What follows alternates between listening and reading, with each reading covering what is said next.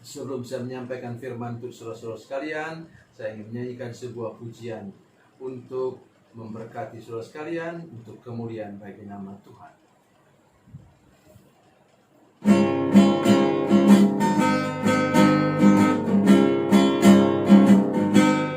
Pergilah kamu ke seluruh dunia,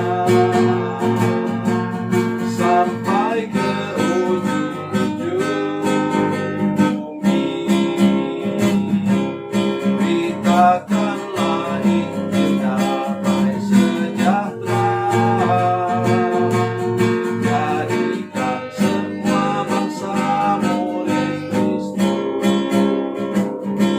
Yesuslah yang punya segala kuasa di sorga dan di bumi. Ingatlah Dia ada besertamu senantiasa sampai akhir zaman. Sampaikan kabar kesukaan itu, baptislah semua yang percaya. Ajarlah mereka untuk lakukan firman Tuhan yang telah kau pelajari. Yesuslah yang punya segala kuasa di sorga dan di bumi. Ingatlah Dia ada besertamu senantiasa sampai akhir zaman.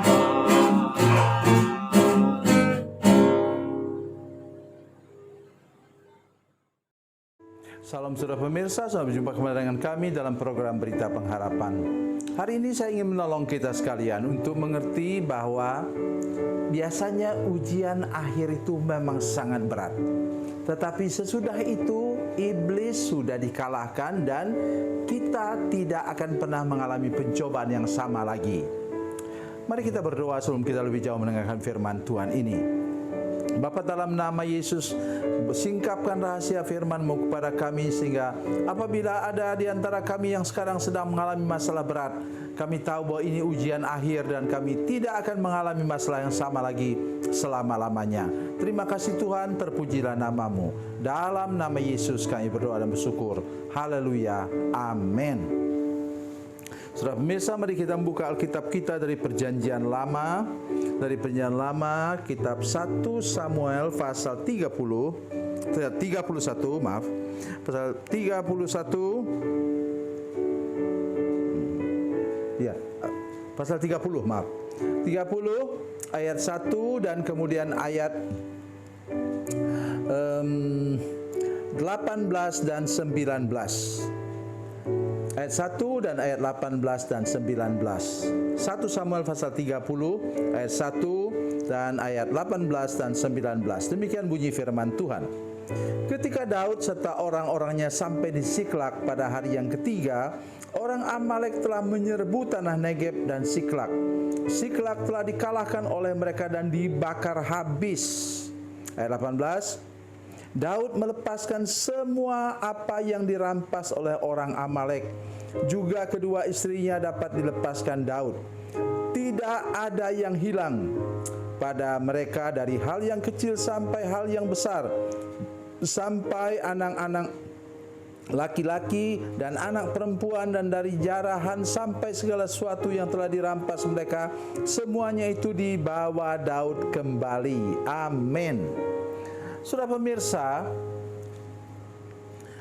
sesudah Daud kembali, rencananya dia mau ikut membantu raja orang Filistin berperang, tetapi raja-raja yang lain tidak setuju. Maka kemudian Daud kembali ke tempat pengungsiannya.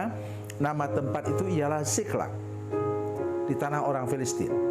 Sampai di sana dia lihat perkemahan mereka sudah di bumi hanguskan oleh orang Amalek. Dan kemudian anak, istri, saudara, orang tua semua sudah ditawan habis oleh musuh. Dan siapa yang tidak menangis? Sehingga kemudian dikatakan bahwa mereka bahkan sudah tidak sanggup menangis lagi, katanya. Lalu menangislah Daud dan rakyat yang bersama-sama dengan dia, ayat 4. Bersama-sama dengan dia itu dengan nyaring sampai mereka tidak kuat menangis lagi. Tetapi kabar baiknya apa? Ayat 6 bagian akhir. Tetapi Daud menguatkan kepercayaannya kepada Tuhan Allahnya. Inilah pesan hari ini yang sangat penting untuk kita semua, saudara sekalian. Tolonglah kita ketika kita sudah kepepet habis, sudah terpuruk habis, sudah mengalami kehilangan segala-galanya. Di sini bahkan kehilangan anggota keluarga yang mereka cintai, saudara sekalian. Mari ingat, Daud menguatkan hatinya kepada Tuhan. Pesan saya hari ini kepada saudara-saudara sekalian yang mengalami hal yang sama. Tolong kuatkan hatimu di hadapan Tuhan. Jangan ada yang menyerah, jangan ada yang patah semangat, jangan ada yang hancur hati dan tidak mampu lagi bangkit. Tolong ingat ini firman Tuhan ini. Mengapa? Sesudah itu kemudian Daud mengalami sesuatu yang luar biasa. Dia menemukan seorang budak, orang Mesir yang dibuang oleh mereka karena dia sakit demam. Dan kemudian itulah menjadi penunjuk jalan untuk mereka menemukan gerombolan Amalek itu. Dan mereka serbu serang, kemudian orang Amaleknya kalah. Musuh dikalahkan. Itu pesan utama firman Tuhan hari ini. Seperti apapun masalahmu, seperti apapun persoalanmu, engkau ingat saja kepada Tuhan bahwa Dia tidak akan pernah membiarkan engkau. Ingatlah, Tuhanmu adalah Tuhan yang pegang kendali dan yang berkuasa membalikkan keadaan dalam hidupmu. Tolong jangan menyerah, saudara sekalian, seberat apapun. Mengapa? Engkau punya Allah Bapa yang Maha Kuasa, Allah Bapa yang Maha Tinggi, yang sanggup untuk menolong engkau mengalami kemenangan bersama-sama dengan Tuhan. Dan jangan sekali-kali menyerah. Karena apa? Yesus sudah pikul semua beban dosa kita, kekalahan kita, keterpurukan kita di kayu salib. Dan Yesus yang kau sembah adalah Yesus yang berkuasa mengubah ruang pencobaan. Seperti Daud tadi, Ia berkuasa mengubahnya menjadi apa? Ruang ujian. Saudara lihat, ini yang paling berat dalam pencobaan yang dialami oleh sebelum dia menjadi raja, oleh Daud. Setelah diuber oleh mertua kandungnya sendiri, mau dibunuh, diuber seperti hewan buruan, dan sekarang hancur habis semuanya. Nah, tetapi apa? Daud mencari Tuhan, mengutamakan Tuhan, mengedepankan Tuhan. Mengapa? Dia tahu Tuhan adalah pemenang. Tuhan tidak pernah bisa dikalahkan oleh apapun juga. Saya bisa terpuruk, kata Daud, tetapi Tuhan tidak pernah terpuruk. Itu sebabnya dia mengejar musuh, berhasil, dan hasilnya apa? Sudah lihat, baca lagi ayat yang ke-18 dan 19. Daud melepaskan semua apa yang dirampas oleh orang Amalek. Juga kedua istrinya dapat dilepaskan Daud. Tidak ada yang hilang pada mereka. Aduh, luar biasa. Saya hampir tidak mampu membacanya. Tidak ada yang hilang pada mereka, dari hal yang kecil sampai hal yang besar, sampai anak laki-laki dan anak perempuan, dan dari jarahan sampai segala sesuatu yang telah dirampas mereka, semuanya itu dibawa Daud kembali.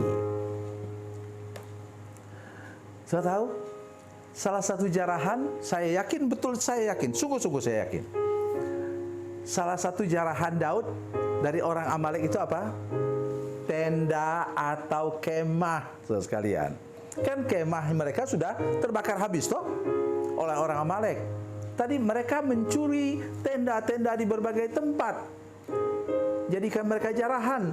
Dan itu dibawa Daud, sehingga mereka sekarang bisa berkemah lagi, bisa punya tempat tinggal lagi. Dan katanya dari hal yang kecil sampai hal yang besar, mungkin pakaian, mungkin sepatu, tidak ada yang hilang.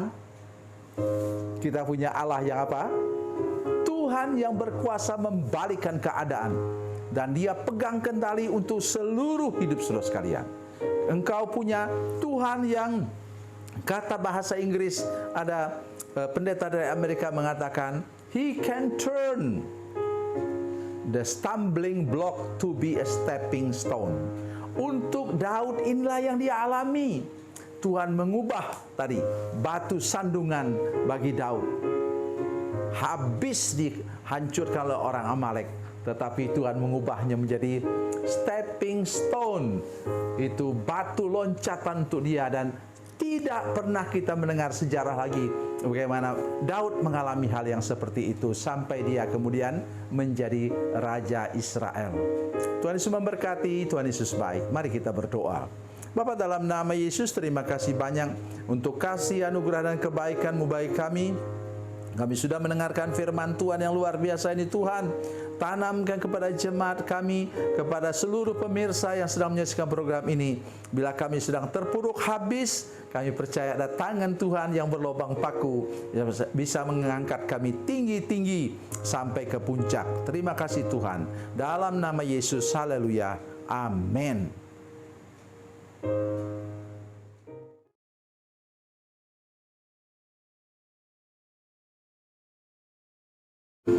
Salam saudara pemirsa, mengakhiri program ini saya mohon kepada saudara-saudara pemirsa sekalian untuk bila saudara menyaksikan program ini melalui channel YouTube, maka tekan subscribe dan bunyikan lonceng. Dan bila saudara menyaksikan program ini melalui channel Facebook, tolong saudara-saudara sekalian tekan like dan juga komen. Dan demikian pula bila sudah menyaksikan program Makanan Bergizi hari ini yang tertulis, maka tekan yang sama juga, tekan like dan tekan komen. Dan tolong saudara-saudara sekalian untuk membagikan program ini, share program ini di channel saudara-saudara sekalian, supaya lebih banyak lagi orang diberkati melalui program ini. Tuhan Yesus memberkati, Tuhan Yesus baik.